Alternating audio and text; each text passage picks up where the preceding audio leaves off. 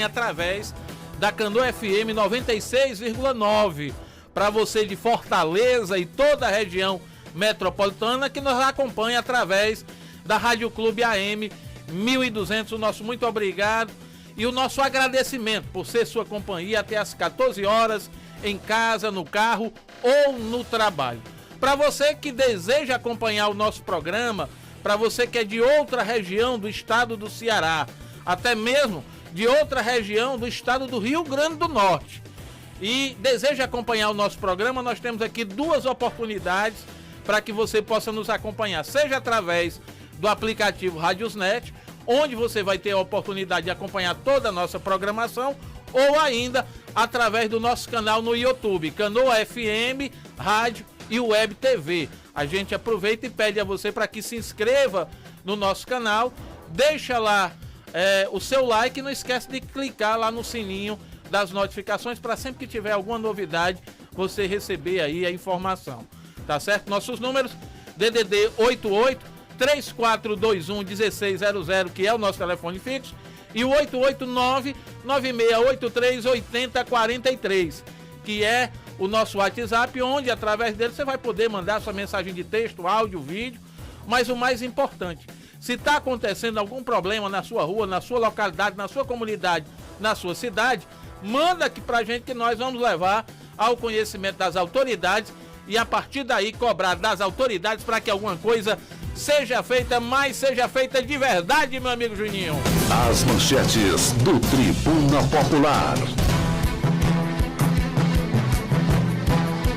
De hoje, um programa realmente histórico e imperdível para você de toda a região do Vale do Jaguaribe, para você de Fortaleza e região metropolitana, para você também das cidades aqui do Rio Grande do Norte, onde o nosso sinal chega.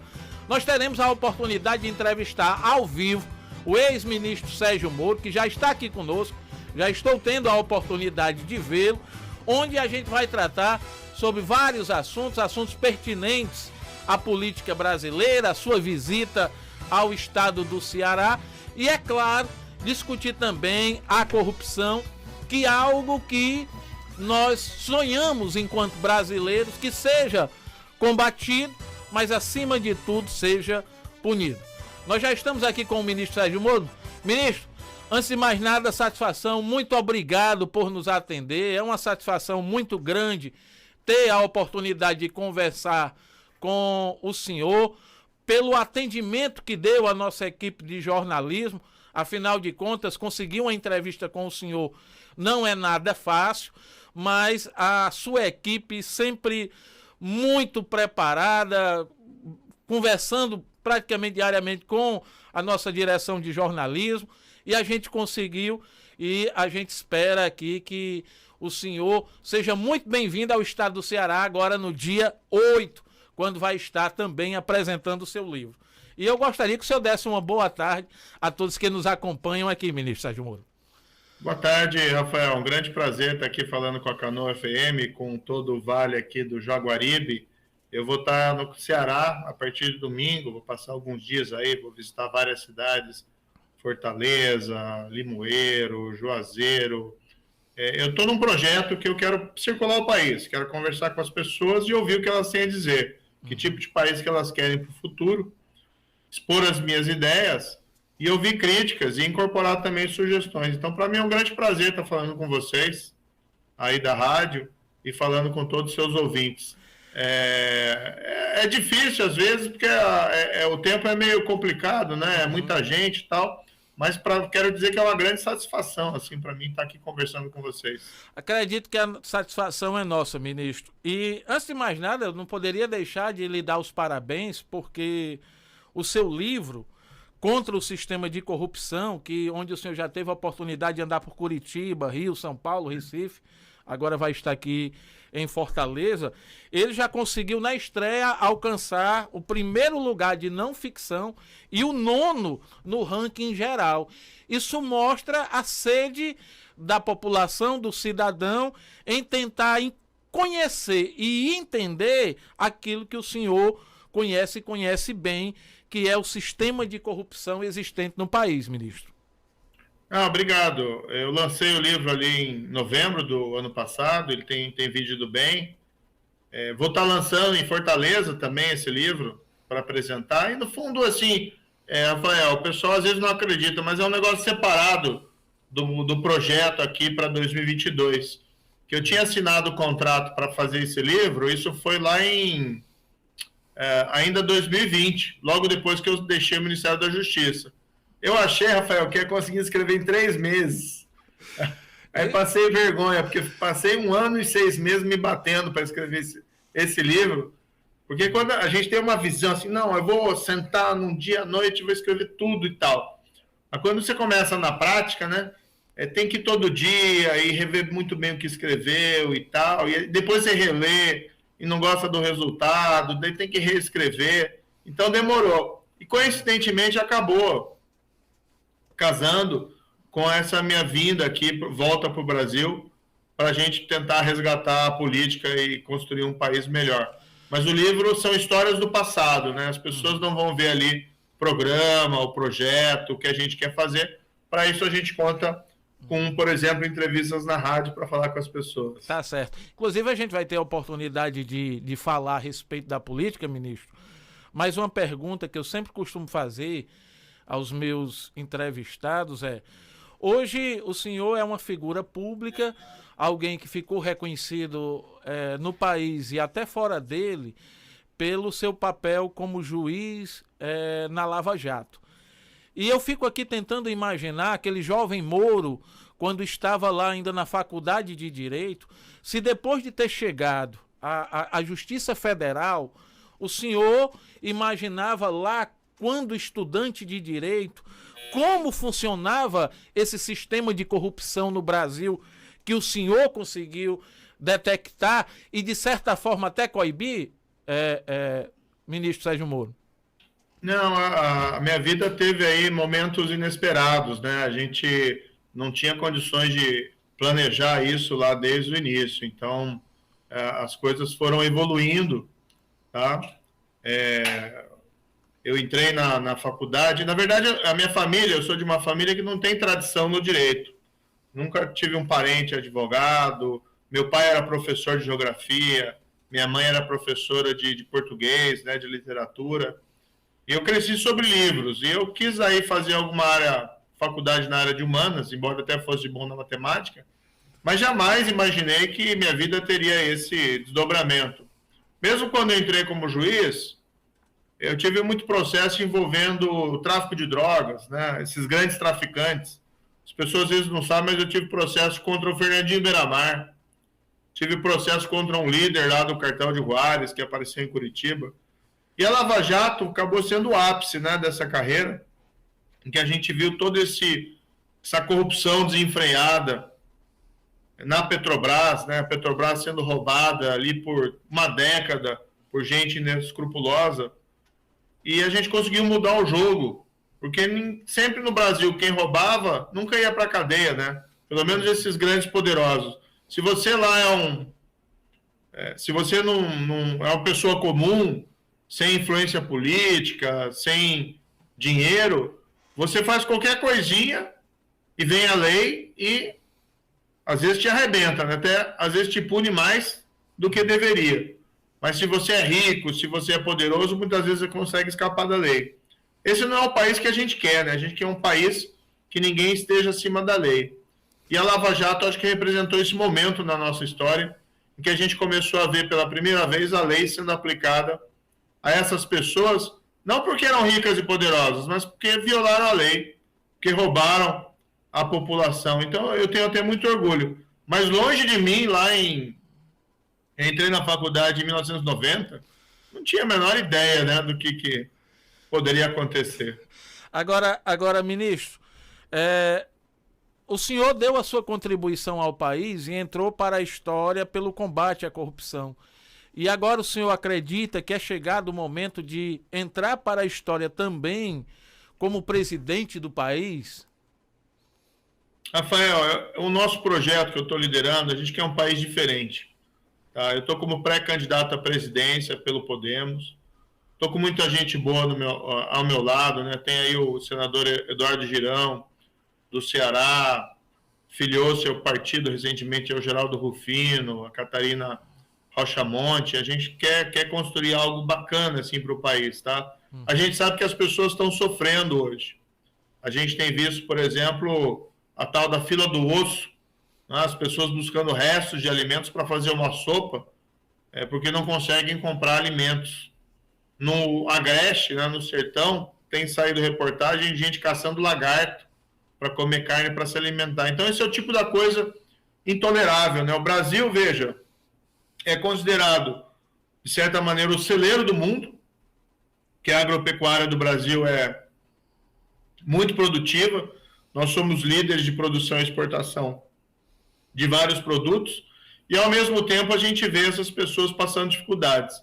Então, o nosso projeto, tá, que a gente está apresentando, a gente quer focar nisso, melhorar a vida das pessoas. Emprego, controlar a inflação e erradicar a pobreza. E eu vejo um pouco um cenário parecido com a da época da Lava Jato. Porque na Lava Jato todo mundo dizia para mim assim que era impossível combater a corrupção. Que a gente não ia conseguir. Mas a gente mostrou que era possível. Hoje em dia as pessoas estão andando de lado, estão desapontadas. E muitos falam para mim, não tem o que fazer, porque os políticos não ligam para a gente, o país vai mal há muito tempo, a gente tem que abandonar os nossos sonhos. Eu digo, não vamos abandonar não, vamos junto, vamos construir um lugar melhor. E assim como foi possível a gente combater a corrupção, eu tenho certeza que a gente consegue dar os passos na direção certa para construir um Brasil melhor. O senhor, como juiz, tinha uma carreira extremamente estabilizada, de certa forma até confortável, e de repente resolve abandonar tudo isso por um sonho de ver um país melhor, um país diferente do que o que nós estamos acostumados a ver. Então, logo, o senhor se colocou como pré-candidato, o senhor começou a crescer nas pesquisas e automaticamente o senhor começou a se tornar alvo na questão política, porque o senhor já havia se tornado alvo lá no momento da Lava Jato, principalmente pelos grupos que o senhor combatia. E aí, nesses ataques que o senhor tem sofrido, tem também recebido convites para participar de debates. E aí tem um dado interessante.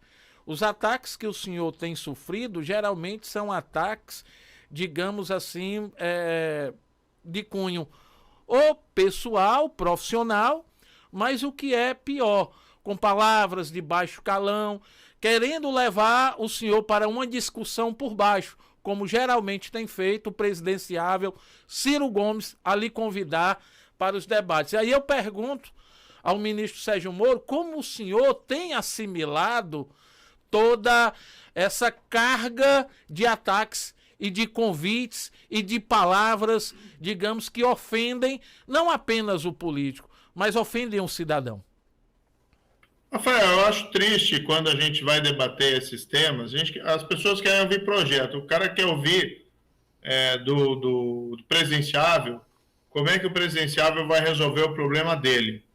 Então, eu tenho falado, por exemplo, a gente precisa retomar o crescimento econômico. Para isso, a gente precisa recuperar a confiança no país.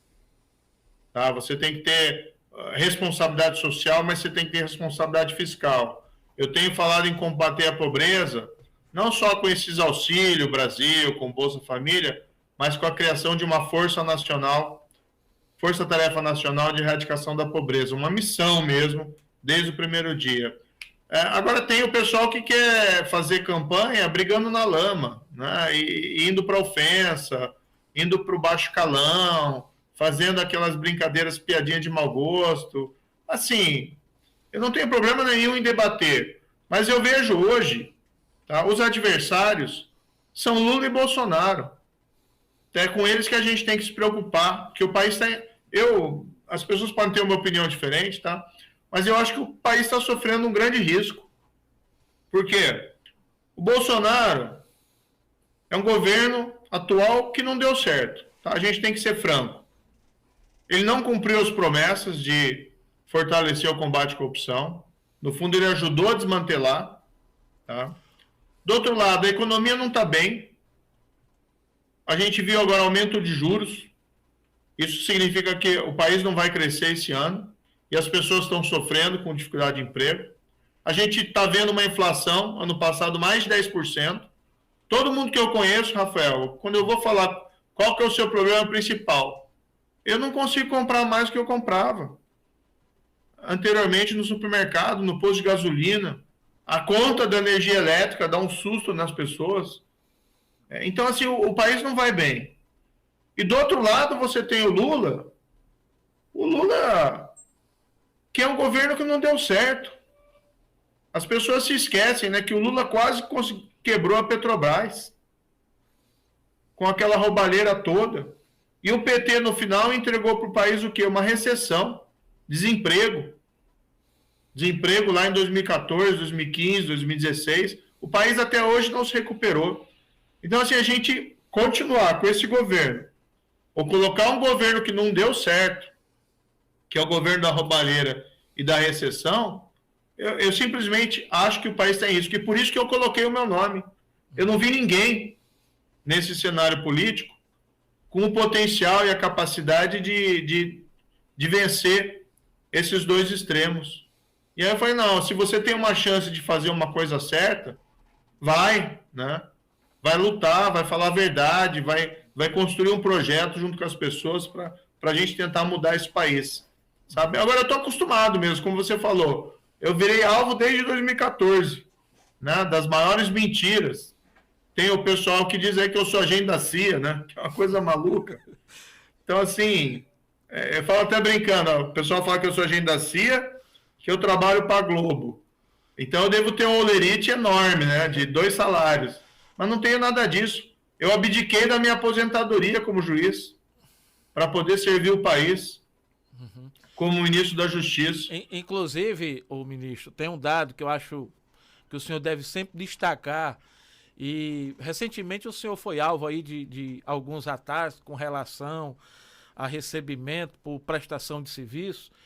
E o senhor lançou um desafio que eu acho que a pessoa que faz algo dessa natureza, de certa forma, tá dando a cara para bater porque sabe que não tem o que esconder.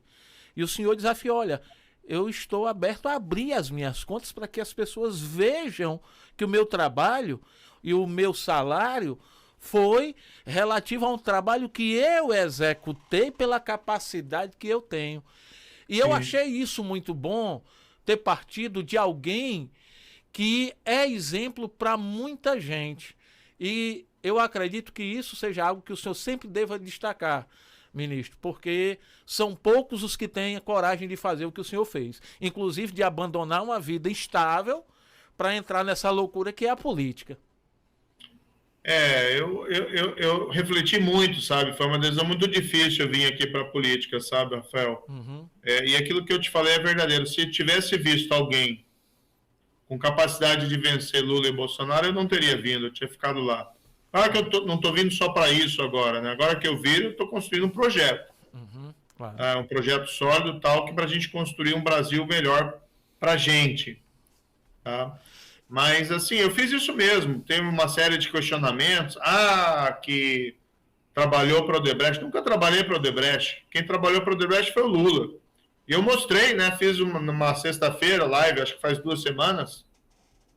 Não lembro aqui a data exata de cabeça. Fui lá, já que estavam dizendo mentira e tal, apresentei os documentos. Meu contrato diz que eu não trabalhava, que eu era proibido de trabalhar para a empresa investigando Lava Jato. Eu fui trabalhar nos Estados Unidos. Meu trabalho era ajudar as empresas a evitar casos de corrupção e nunca defender ninguém que se envolveu em corrupção. Não recebi um tostão desses valores provenientes de empresa investigada na Lava Jato.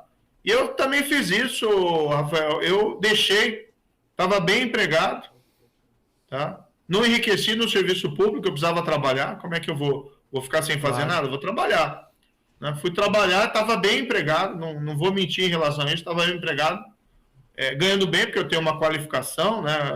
O próprio trabalho na Lava Jato teve destaque internacional, mas também abri mão. A gente não pode. A gente tem que lembrar aquele parte do hino nacional, né? O filho teu não foge à luta. Eu não posso ver o Brasil entregue a esses dois extremos e as pessoas ficando desesperadas. O que eu mais via no passado, falando com as pessoas estavam desesperadas, porque elas sabem que o país não vai avançar com esses dois extremos. Teve uma pessoa que me disse o seguinte, Rafael, falando para mim, né? Olha, faz o seguinte, vai em 2026, que vai ser uma eleição muito mais tranquila. Porque se for eleito Lula ou Bolsonaro, vai ser um desastre. Só que eu acho que a gente não aguenta até 2026. Então a gente tem que fazer alguma coisa agora, a gente tem que ter esse sentido de missão. Nosso projeto, tá? O nosso projeto é reformista. A gente quer fazer a reforma tributária, a gente quer fazer a reforma administrativa, a gente quer mexer na legislação para o país começar a avançar, a gente quer fazer uma reforma ética, tá? Então a gente vai acabar com o foro privilegiado para todo mundo, inclusive para presidente da República. Não vai ter mais reeleição para presidente da República, não porque a pessoa não vai se candidatar, a gente vai apresentar uma proposta. Já em 2023, acabando para a reeleição, inclusive para o presidente da República eleito em 2022. E a gente vai criar como prioridade nacional zero a Força-Tarefa Nacional de Erradicação da Pobreza e da Fome. Através de parceria pública e privada, a gente vai trazer os melhores dos melhores para trabalhar nisso, porque o que a gente tem presente? Esses auxílios, eles são importantes, mas por si só eles não resolvem o problema da pobreza. O povo continua sofrendo na miséria. Porque não afeta a causa, né? Não afeta a causa. Ela é um alívio. A pessoa daí consegue subsistir, mas ela não consegue com aquilo avançar para conseguir escapar. Então, às vezes, o que você vê numa família extremamente pobre? Um pai de família não consegue trabalhar porque tem um problema de saúde. A mãe não consegue trabalhar porque não tem onde deixar o filho, em creche. Alguém, membro da família, não consegue nunca encontrar um emprego. Mas a gente tem uma série de políticas do Estado que já resolvem esses problemas. A grande questão é que não chega neles, não chega no mais pobre. Então, a ideia da força-tarefa, ela vai ser uma coordenação nacional, uma grande coordenação nacional, que vai fazer chegar o que é necessário para permitir que as pessoas escapem da armadilha da pobreza. Vamos pegar os melhores do melhor. A gente não vai abrir um concurso público para criar um órgão, para daqui a alguns anos resolver. Não, a gente vai fazer uma missão, força-tarefa, chamar os melhores dos melhores da área da educação, da saúde, da área do trabalho, do emprego, tá? Da assistência social, e a gente vai focar o trabalho dessas pessoas para ajudar quem mais necessita. Para você ter uma ideia, a gente vê muitas vezes essas entidades privadas, né? Às vezes são religiosas, às vezes são laicas, né? Não tem vinculação com religião. Elas conseguem fazer chegar ajuda para os que mais precisam. E o governo não consegue. O governo tem dificuldade. Então a gente tem que mudar isso. Por isso que a gente tem que fazer, como eu disse, parcerias. Vamos resolver o problema de uma vez. O que eu estou achando interessante dessa proposta do senhor, ministro, é que geralmente quando se chega a um governo, ou até mesmo a um projeto político, se fala em desenvolver um projeto a médio e longo prazo para atacar algumas dificuldades. E pelo que eu estou percebendo, o senhor pretende montar aí uma equipe, os especiais, vamos dizer dessa forma, porque são os melhores dos melhores, para justamente já ir direto ao ponto e queimar várias etapas que no final da conta acaba apenas empurrando o problema mais para frente. E essa é uma proposta que eu, pode ter certeza, fico muito encantado, porque eu sou daqueles que defendo o imediatismo, principalmente para a miséria do cidadão, para os problemas que existem na saúde, na questão da geração de emprego. Enfim, são situações que eu agora começo a ver, a vislumbrar um futuro positivo num governo do Sérgio Moro. Agora eu fico aqui a imaginar, e eu fiz duas anotações aqui, ministro. Ao longo desses dias eu tive a oportunidade de ver uma entrevista do senhor, onde o senhor falava de uma demanda do setor privado e da sociedade civil por uma terceira via. Sim. E é claro, essa terceira via é o seu nome, né? Que na avaliação daqueles que ali estavam, até pelo crescimento nas pesquisas, pela defesa das suas propostas, mas aí tem um detalhe. Sérgio Moro, chegando ao governo, certamente vai necessitar também de uma base sólida para dar sustentação a esse governo. E aí eu gostaria de saber como é que está esse apoio, a negociação com os partidos para o fortalecimento da sua campanha. Não apenas e tão somente a nível nacional, mas que em cada município, em cada estado, em cada região do país, possa ter a sustentação que o ministro Sérgio Moro precisa para um eventual governo. Rafael, nós estamos conversando com vários partidos que têm afinidades com o nosso projeto, essas alianças estão sendo construídas. Agora, tem muita ambição pessoal, né? A gente sempre falou, e a sociedade quer, a imprensa quer, a tal da união na terceira via. Tá? Mas tem muitos projetos pessoais que às vezes estão impedindo que haja essa aglutinação. Mas ela vai vir mais cedo ou mais tarde ela vai vir. O que a gente está trabalhando muito agora é querer fazer uma aliança com as pessoas, tá? E com movimentos ou com organizações da sociedade civil. Então, recentemente, por exemplo, alguns grupos esses movimentos de rua que surgiram, grupos de apoio, eles têm aderido às nossas propostas. Vou citar só um deles, né? O Brasil Consciente, tá? Veio recentemente, que é um grupo de apoiadores significativo, tá? Veio junto, por exemplo, com outros como o MBL, como Vem Pra Rua e vários outros. É duro nominar, porque não dá para nominar todos, e o pessoal reclama quando ouve a rádio. Não me citou e tal. Mas, pessoal, o apoio, né, falando para eles, é só exemplificativa essa lista, tá? O apoio de todos vocês é essencialmente importante. E a gente tem conversado com os empresários, com o setor privado, com os trabalhadores. A ideia de rodar o país, inclusive ir também para o Ceará, é não só construir o nosso projeto, mas forjar essa aliança, que o Brasil vai precisar se unir para a gente conseguir vencer esses dois extremos e dar o impulso inicial para a gente avançar. Depois, né, o que a gente precisa ter é uma partilha de poder entre as pessoas que se uniram por um projeto. A partilha no seguinte sentido, não para fazer como eles fazem aí, o Lula fez mensalão, petrolão, o Bolsonaro agora com esse orçamento secreto, abraçado lá com o Valdemar da Costa Neto. É uma coisa diferente. A gente pode, sim, partilhar o poder para ter um bom governo, mas em cima de um projeto e tendo princípios e valores como norte. Eu tenho uma vantagem, né? Eu não tenho rabo preso. Então, se a gente vai dialogar com esse pessoal, né, com todos, se a gente vai dialogar com todos, mesmo aqueles políticos que são uma minoria, mas que são inescrupulosos, eles não têm o que usar contra mim. E isso é uma vantagem que qualquer político que deseja chegar a um determinado objetivo tem que ter, que é justamente uma vida limpa para mostrar até como diferencial perante os outros.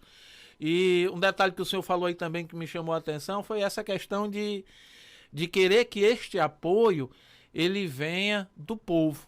E a gente começa a perceber isso quando vê essa base de apoio do senhor crescendo justamente de baixo para cima, ou seja, está vindo da população que está pressionando as entidades para se manifestarem a favor do ministro Sérgio Moro.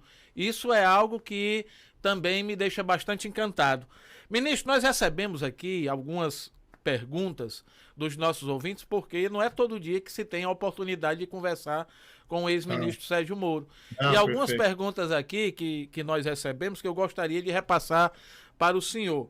Por exemplo, o nosso amigo Dário Trindade, ele diz o seguinte: senhor Sérgio Moro, como você entende o inquérito das fake news que levaram diversos críticos do STF à prisão decretadas pelo ministro Alexandre de Moraes?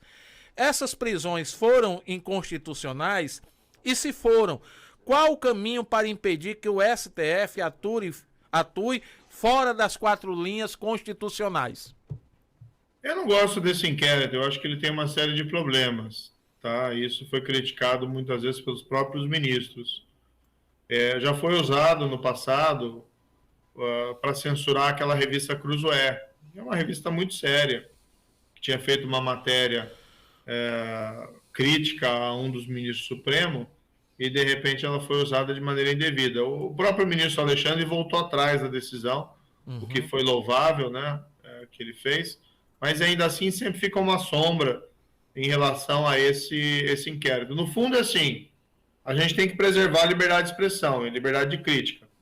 Tem uma fronteira ali, calúnia, difamação, ameaça, né, incitação à violência, isso não está protegido pela liberdade de expressão.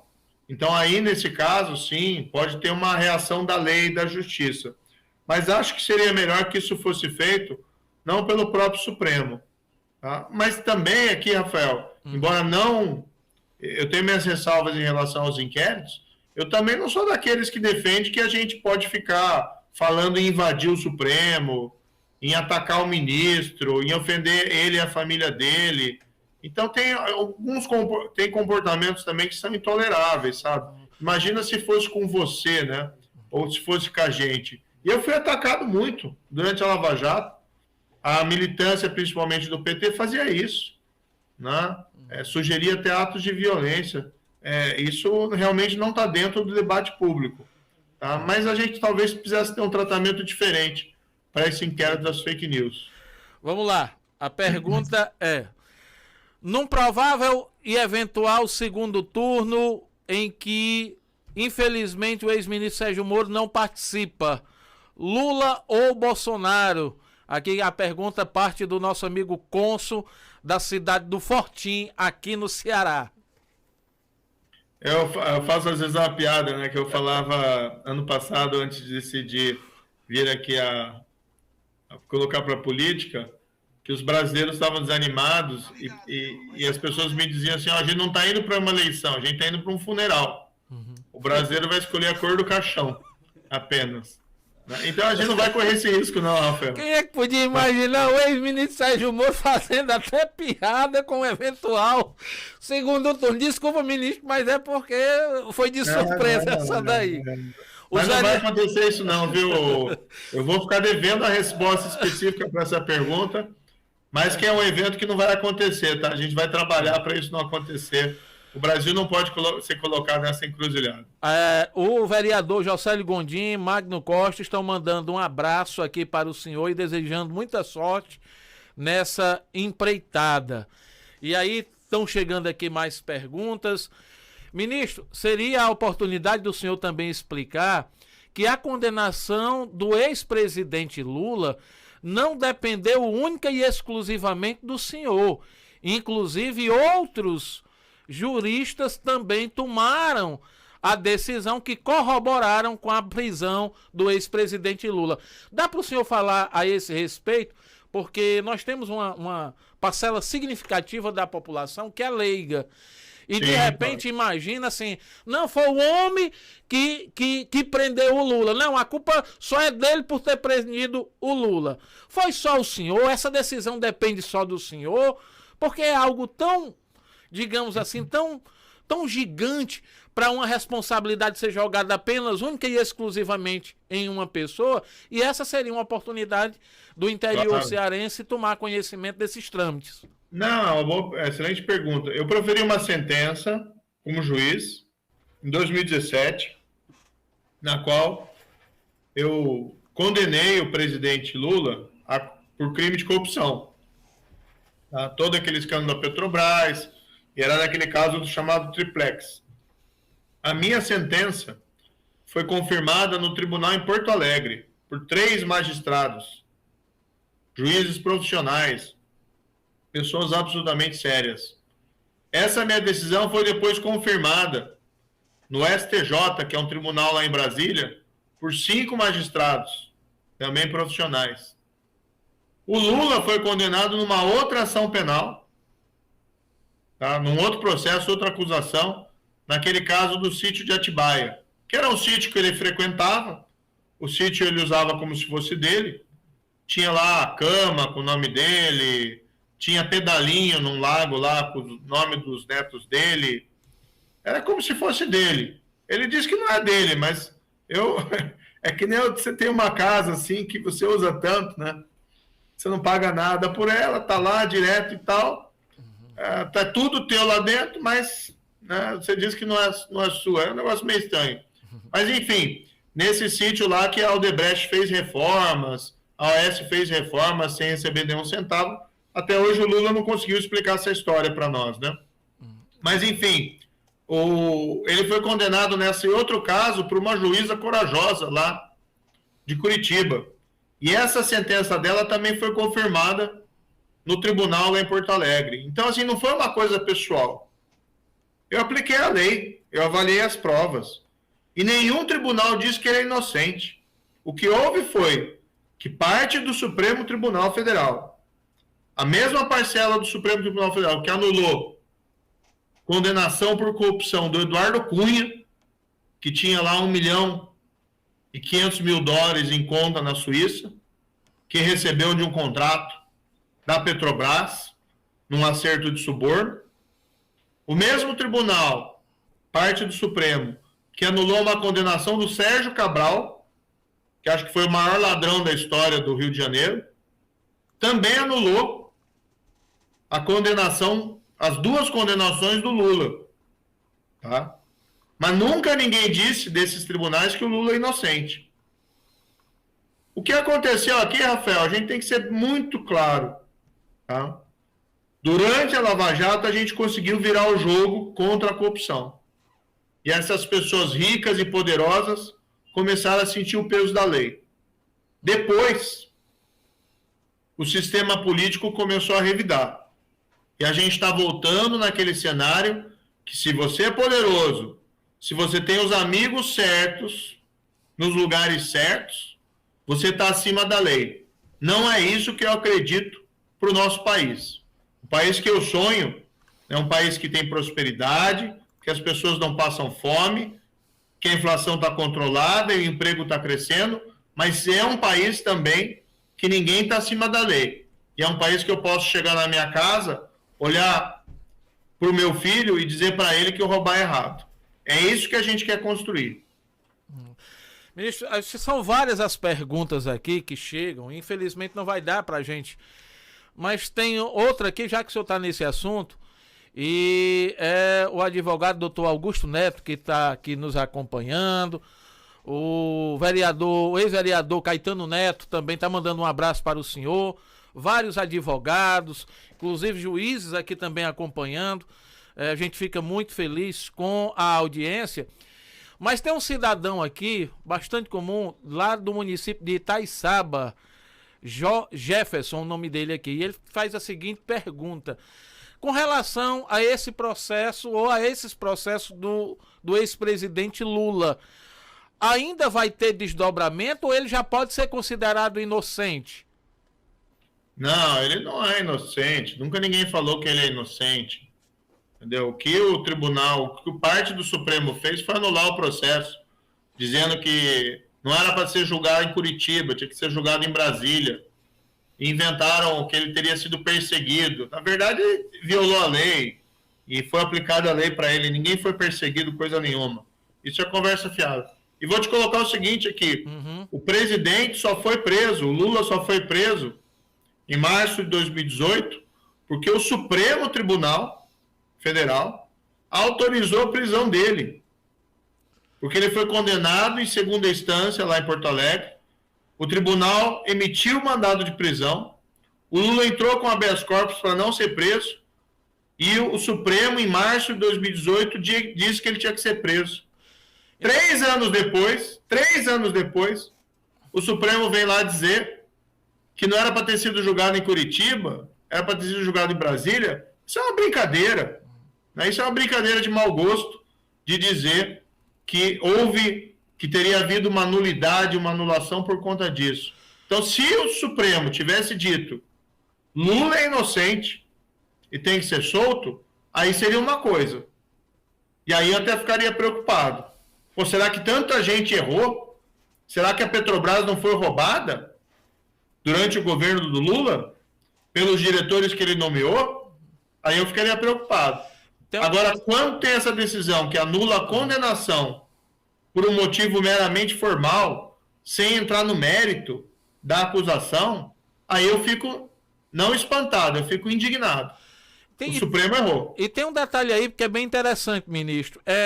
Como o próprio Supremo vai justificar que vários destes que a mão da Operação Lava Jato conseguiu alcançar, devolveu recursos. Existem, inclusive, cearenses no meio que devolveram recursos aí. Então, como o Supremo vai justificar isso? Não, é inocente, mas e esse pessoal que devolveu o dinheiro aqui porque assumiu a culpa pelo que havia feito? Então, são detalhes que, por si só, basta essas informações chegarem à grande população, ministro, para poderem entender que, na verdade, se o Supremo não tivesse dado a ordem, o ex-presidente Lula não teria sido preso. Porque era uma situação que não dependia única e exclusivamente do Moro. E isso é interessante que chegue. E essa participação do senhor no nosso programa, ou nessa visita que está fazendo aos estados, serve, de certa forma, até para trazer os esclarecimentos necessários que grande parte da população, infelizmente, não tem acesso. É triste, mas é verdade. Ministro, eu sei que o senhor tem uma agenda aí enorme, a gente estourou o tempo aqui que tinha, o senhor não sabe a alegria de ter a oportunidade de conversar com o senhor, não apenas por um momento, pela audiência, mas pela aceitação que nós tivemos aí do seu grupo de trabalho, que é um grupo espetacular, que eu quero aqui, em nome de todos nós que fazemos aqui a imprensa, agradecer a sua equipe, que foi de uma gentileza enorme. Para quem não conhece o ex-ministro Sérgio Moro, pode ter certeza que vão ter a oportunidade de conhecer um homem simples, fácil diálogo, extremamente inteligente e o mais importante, capacitado para mudar a história do país. Nesse momento final, ministro, eu queria deixar aqui os microfones abertos para o senhor fazer as considerações finais. Vai aqui os nossos agradecimentos mais uma vez. Certamente a nossa equipe vai estar, a partir de domingo, já também na capital cearense, para fazer a cobertura da visita do senhor ao estado. E sinta-se à vontade para falar com o Vale do Jaguaribe, com o Litoral Leste, com algumas cidades aqui do Rio Grande do Norte, a grande população de Fortaleza e da região metropolitana que nos acompanha através da Rádio Clube, e dizer que o senhor sinta-se à vontade para fazer suas considerações finais, mandar o recado, mas acima de tudo convidar a população cearense para estar presente aí, e nós estaremos divulgando aqui o horário, o local, tudo bem direitinho, para onde o senhor vai estar presente, fazendo lá um debate com a sociedade cearense. Pois não, ministro? Rafael, eu quero agradecer as palavras gentis, quero também agradecer toda a gentileza da sua equipe, cumprimentar a Rádio Canoa e todos os ouvintes que nos seguiram, né, até esse momento. Vai ser um grande prazer estar no Ceará, a gente quer ouvir as pessoas, quer entender os problemas. Eu sei, por exemplo, que o Ceará tem sérios problemas de segurança pública, né, também é uma preocupação das pessoas, tem violência, tem crime organizado. Esse é um jogo que a gente precisa também virar. Tá? Eu, como ministro da Justiça, quando eu estava em Brasília, eu ajudei 2 vezes o Ceará, mandando a Força Nacional para coibir aqueles atentados, né, no Ceará. A gente tirou os líderes do crime organizado aí do Estado. A gente contribuiu para controlar aquela crise de emergência. E depois, quando teve aquela greve dos policiais, também. Não é? Eu sei, no entanto, que os indicadores criminais, embora tenham caído no período do meu governo, voltaram ligeiramente depois a crescer, mas é um jogo também que a gente precisa virar e cuidar das pessoas. Tá? Então vai um grande prazer para mim, eu estou muito entusiasmado por essa visita e certamente aí vou ter a oportunidade de ouvir e conhecer mais profundamente sobre a população cearense. E olha só, a população cearense aqui, pelo menos o pessoal aqui da região, o senhor já está ganhando aí de presente, já vai se preparando, viu? Uma rede de dormir lá da cidade de Jaguaruana. Aqui já tem material aqui, bolsinhas, que é artesanato de palha para a senhora moça, o senhor vai ter que levar. Torcer que ela tá ouvindo, que sabe que o senhor vai receber presente. E tem aqui lagosta e camarão do Aracati, além do canjirão, que é um doce lá de Itaiçaba. Vá se preparando para voltar com a bagagem cheia. Ministro, muito obrigado. A gente vai ter a oportunidade de conversar outras vezes. E mais uma vez, muito obrigado. Um excelente final de semana, mas acima de tudo, ministro, muita força. Porque certamente esse momento vai depender de muita força, de muita oração, porque é uma batalha dura e muitas vezes injusta. Mas quando se sabe que se está trabalhando, buscando o que é melhor para a população, as coisas vão acontecer naturalmente. Muito obrigado, ministro. Obrigado, Rafael. Grande abraço. Um abraço.